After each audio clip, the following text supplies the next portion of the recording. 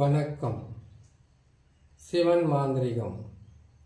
இந்த மாந்திரிகத்தில் மலையாள பகவதி மாந்திரிகம் செய்து கட்டி வைப்பது இப்படித்தான். மலையாள பகவதி மாந்திரிகத்தில் ஒரு கட்டு போடணும்னாவே அது மிகவும் தெளிவாகவும் சிந்தனை செய்து போடணும். கட்டி வைக்கிறது, கட்டு போடுறதுனாவே கட்டுக்கொடியை வச்சோம் இல்லைன்னா கருப்பு நிற நூலை வச்சோம் கட்டுறது எல்லாராலையும் முடியும்.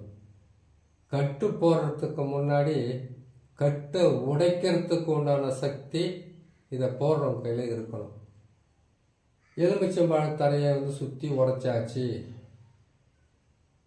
வெள்ளை பூசணிக்காய் கல்யாண பூசணிக்காய் தலையை சுற்றி உடைச்சா கட்டெல்லாம் உடையணும்னு நினைக்கக்கூடாது.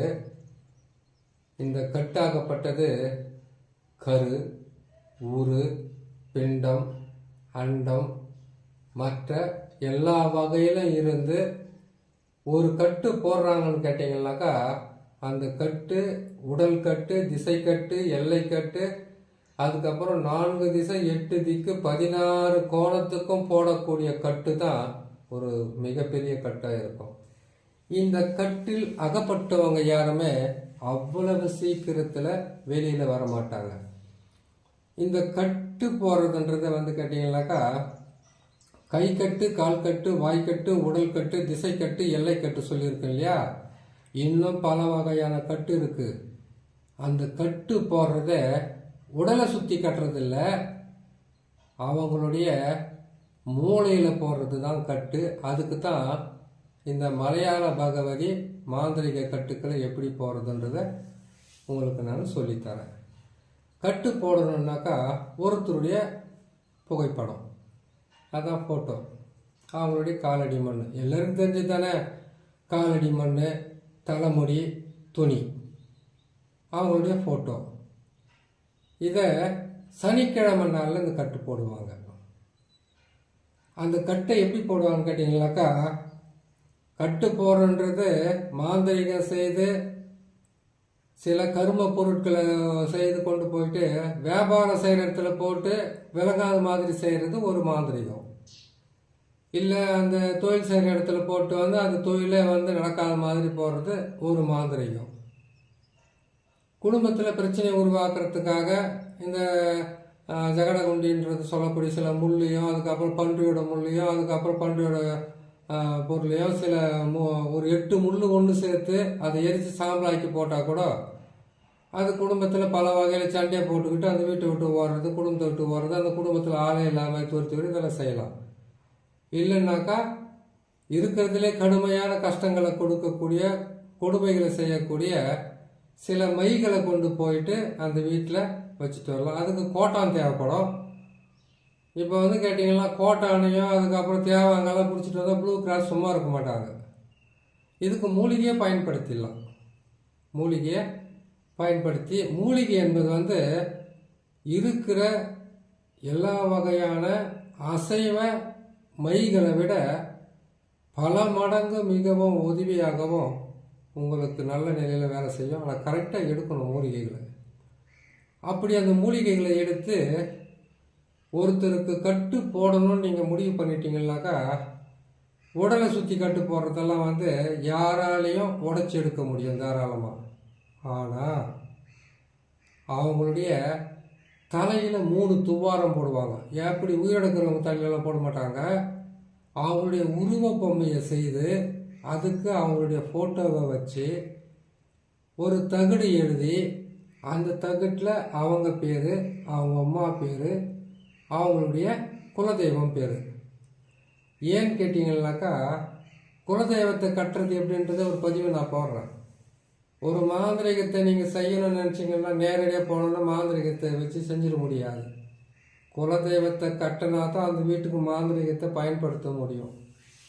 குலதெய்வத்தை கட்டணும், எல்லை தெய்வத்தை கட்டணும், திசை கட்டு போடணும். இதையெல்லாம் போடும்போது ஒருவேளை நீங்கள் மாந்திரிகம் செய்து ஒருத்தருக்கு கெட்டதையோ நல்லதையோ செய்யணும்னு நினச்சிங்கனாக்கா அவங்களுடைய புகைப்படம் மட்டும் இருந்துட்டாவோ இல்லை எல்லாத்துலையும் இருந்துட்டாவோ செய்துட முடியாது. முதல்ல அவங்க ஏதாச்சும் வந்து ஒரு மாந்திரிகத்தில் செய்து அவங்களுக்கு பாதுகாப்பு வச்சுக்கிட்டு இருந்தீங்கன்னாக்கா அவங்க பாதுகாப்பு வச்சுக்கிட்டு இருப்பாங்க. அந்த மாந்திரிகத்தை செய்தால் சொந்த செலவில் நீங்களே சூனியம் வச்சுக்கிற மாதிரி ஆகிடும். மாந்திரிகம் அங்கே போகாது. அது திரும்ப யார் செஞ்சீங்களோ யார் செய்ய சொன்னாங்களோ அவங்கள தான் பிடிச்சி உயிரை வாங்கும். அதுக்கு தான் முதல்ல என்ன பண்ணுவாங்க கேட்டிங்கன்னாக்கா திசைக்கட்டு, எல்லைக்கட்டு. ஒரு மாந்திரிகம் செய்யறதுக்கு ஒருத்தர் வராங்கனாக்கா அவங்க குலதெய்வம் என்னன்னு தெரிஞ்சு செய்யணும். அப்படி தெரியாமல் செஞ்சிடக்கூடாது. அப்படி தெரியாமல் செய்கிறீங்கன்னு கேட்டிங்கன்னாக்கா அதுக்கு நீங்கள் கட்டு போட்டுக்கிட்டு செய்யுங்க. உங்களுக்கு செய்ய சொல்கிறாங்க இல்லையா அவங்களுக்கும் கட்டு போடுங்க. கட்டு உடைக்கிறதுக்கு 27 எலுமிச்சம் பழம் இருந்தால் கட்டு உடைச்சலான்றதை விட அந்த 27 எலுமிச்சம் பழத்துலேயும் எத்தனை வகையான மந்திர சொற்களை எழுதி கட்டு உடைக்கணுன்ற விதி இருக்குது. இது அகார ஒகார மகர நகர சிகரன்னு சொல்லக்கூடிய இந்த உடலில் இருக்கக்கூடிய 8 வகையான பாகங்களையும் அதுக்கப்புறம் பல வகையான கூறுகளையும் பிரித்து தான் மாந்திரிகத்தை செய்ய முடியும். ஒவ்வொரு எழுத்துக்கும் உடல் உறுப்புகள் ஒவ்வொன்றாக பிரித்து செய்திருக்காங்க நம்ம முன்னோர்கள் இந்த மாந்திரிகத்தை செய்கிறது. இதையெல்லாம் ஒரே பதிவில் சொல்ல முடியாது, நிறைய முறை சொல்லியிருக்கிறேன். மெல்ல மெல்ல சொல்கிறேன், கேட்டு பயன்படுத்துங்க. ரொம்ப நாள் ஆகலாம், இல்லை கொஞ்சம் கொஞ்சமாக தெரிஞ்சுக்கினாக்கா அதுவும் கேட்டு தெரிஞ்சுக்கலாம். சரிங்க. இப்போ என்ன செய்யணும்னு கேட்டிங்கன்னாக்கா கட்டி வைப்பது எப்படின்னு கேட்டிங்கன்னாக்கா இந்த புகைப்படமெல்லாம் வாங்கிக்கிறீங்க. இதுக்கு நீங்கள் செய்யணும்னு கேட்டிங்கன்னாக்கா ஒரு ஊர், அதாவது அந்த ஊரில் இருந்து வராங்கன்னு கேட்டிங்கன்னாக்கா நீங்கள் எப்பவுமே அந்த கட்டு போடணும்னு கேட்டிங்கன்னாக்கா கட்டுக்குடி கட்டாயம் தேவை. அந்த கட்டுக்குடியை எப்போ எடுக்கணும்னு கேட்டிங்கன்னாக்கா சூரியன் உதைச்சதுக்கு பிறகு மாந்திரிகத்தை செய்கிறதுக்குள்ள எந்த பொருளையும் நீங்கள் எடுத்துன்னு வரக்கூடாது. அப்போது பகலில் மாந்திரிகமாக செய்யக்கூடாதா என்ற கேள்வி வரும். வராதெல்லாம் இருக்காது, அப்படி கிடையாது. மாந்திரிகம் செய்துக்கு வர்றவங்க வேணால் பகலில் வரட்டும். மாந்திரிகம் செய்கிறவங்க எப்போவுமே அதிகாலையில் எழுந்து என்னென்ன வேணுமோ அது எல்லாமே நீங்கள் தயார் நிலையில் தயார் பண்ணி எடுத்து வச்சுக்கிட்டு இந்த கட்டுக்கொடியை சூரியன் உதைக்கிறதுக்கு முன்னாடி எடுத்து பாருங்கள், நிறைய வேலை செய்யும். அதே மாதிரி ஆணுக்கு செய்கிறதா இருந்தால் பெண் உருவத்தை, பெண் உருவ பொம்மையை பயன்படுத்துங்க, உடனே கட்டு விடும். ஒரு ஆணுக்கு செய்கிறதா இருந்தாக்கா ஆண் பொம்மையை நீங்கள் பயன்படுத்துங்க, உடனே கட்டு. ஆணுக்கு செய்கிறதா பெண்ணு, பெண்ணுக்கு செய்கிறதா ஆண். ஏதாவது நான் மாற்றி சொல்லியிருந்தால் நீங்கள் புரிஞ்சுக்குங்க. ஏன்னா சொல்லும்போது பல யோசனைகளில் அடுத்த பதிவு எப்படி போகிறது யோசனை பண்ணிகிட்டே போகிறதுனால சின்ன மிஸ்டேக் ஏதாவது தவறு இருந்தால் அதை நீங்கள் பார்த்து செய்துக்குங்க. ஒரு ஆணுக்கு கட்டு போகிறதா இருந்தால் பெண் உருவ பொம்மையை பயன்படுத்துங்க.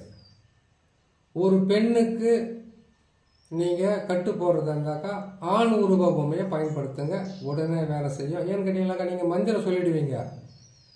ஒரு பெண்ணுக்கு பெண் மந்திரம் கட்டு உட்காராது. ஒரு ஆணுக்கு ஆண் கட்டு உட்காராது. அவசியத்தில் ஆணுக்கு பெண்ணும் பெண்ணுக்கு ஆணும் தான் ஏவி விட்டு செய்யணும். அப்படி செய்யும்போது அந்த உருவத்தை செய்து அந்த உருவத்தில் தலையை குறி வச்சு சிரசை குறி வச்சு தான் நீங்கள் வேலை செய்யணும். ஏற்கனவே ஒரு சிலர் என்ன பண்ண 8 வகையான பாவையை செய்து வச்சுருப்பாங்க. எட்டி மரப்பாவை, வெண்புரசு பாவை, அரச மரம் பாவை, ஆலமரம் பாவை. அதுக்கப்புறம் கேட்டிங்களானாக்கா நம்ம எருக்கன் செடியிலிருந்து பாவை, அதுக்கப்புறம் கருங்காலி, இப்படியெல்லாம் வருது இல்லையா. கருங்காலி இருக்குதுன்னா ரொம்ப ரொம்ப நல்லாயிருக்கும். இதெல்லாம் பார்த்து செய்யலாம். சரிங்களா?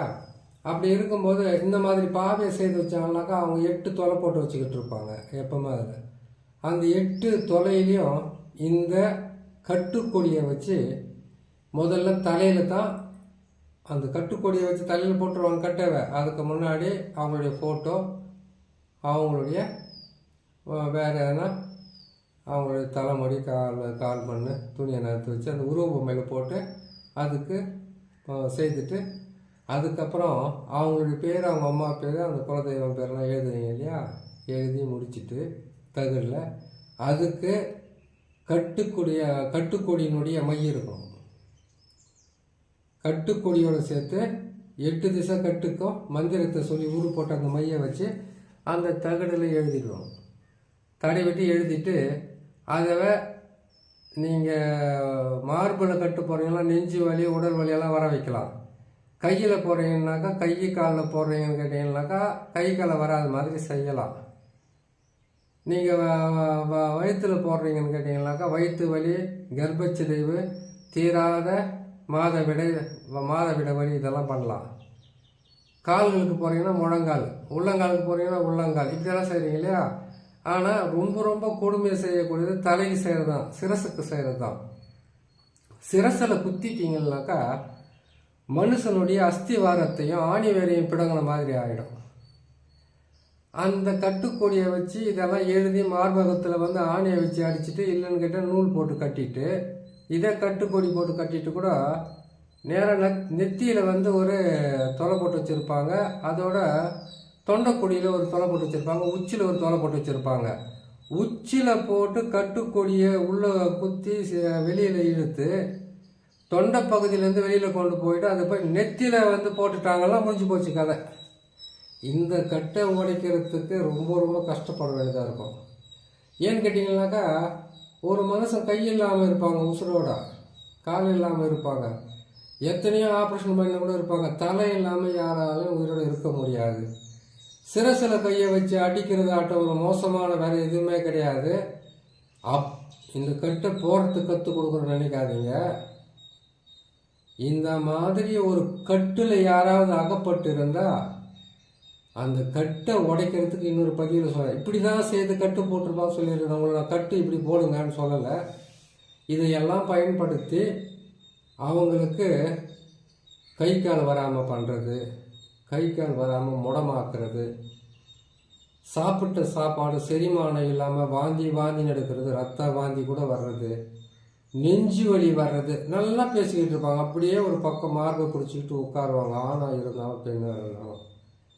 கை ஒரு கை நல்லா இருக்கும், ஒரு கை ஊசி குத்துற மாதிரி சுரின்னு குத்தும். கை கால் உடம்பு எல்லாமே அப்படியே. உடம்பு பார்த்தீங்கன்னா சித்திரை மாதம் வெயிலில், பங்குனி மாதம் வெயிலில் எரியுற மாதிரி கபகபா. இந்த குளிர் காலத்தில் கூட எரியும், மழை காலத்துலையும் எரியும், வெயில் காலத்துலையும் எரியும். இந்த தலையில் வேலை செஞ்சுட்டாங்கனாக்கா தலைவலி, ஒத்த தலைவலி, தீராத தலைவலி, அதுக்கப்புறம் மண்டையை சம்பட்டி எடுத்து அடிக்கிற மாதிரி ஊழியால் குத்து, இதெல்லாம் வலியாக கொடுக்கும். எத்தனை மருத்துவரை பார்த்தாலும் குணமாகாது.